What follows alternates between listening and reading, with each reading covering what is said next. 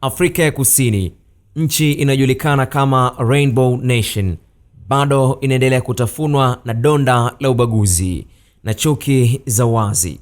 Kinachoonekana hapa si filamu, bali ni hali halisi ya mvutano uliopita kiasi. Hali inachafuka ghafla, mazungumzo yanageuka kuwa mapigano, makonde yanarushwa, huku kila upande ukijaribu kuonyesha umumba wake katikati ya barabara.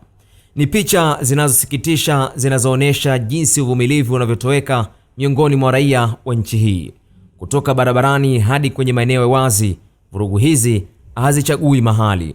Watu wakiwa na marungu na silaha za jadi wanaonekana wakikimbizana, huku ukiwa na madai ya ubaguzi wa rangi na tofauti za kiitikadi. Swali kubwa linabaki, je, amani ya kweli inapatikana lini?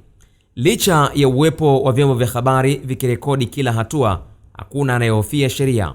Hii ni taswira ya mgawanyiko uliokithiri unaendelea kuitesa Afrika ya Kusini miaka mingi baada ya utawala wa ubaguzi wa rangi kumalizika. Uislamu kimsingi unakataa ubaguzi wa rangi, kabila au taifa, ukisisitiza usawa wa binadamu wote mbele ya Mungu, na undugu wa Kiislamu una lengo la kuvunja vizuizi hivyo. Katika Qur'an sura ya 49 aya ya 13, Mwenyezi Mungu anasema, enyi watu, hakika sisi tumekuumbeni kutokana na mwanaume na mwanamke, na tumekujalieni kuwa ni mataifa na makabila ili mjuane. Hakika aliyemtukufu zaidi kati yenu kwa Mwenyezi Mungu ni huyo aliyemcha Mungu zaidi katika nyinyi.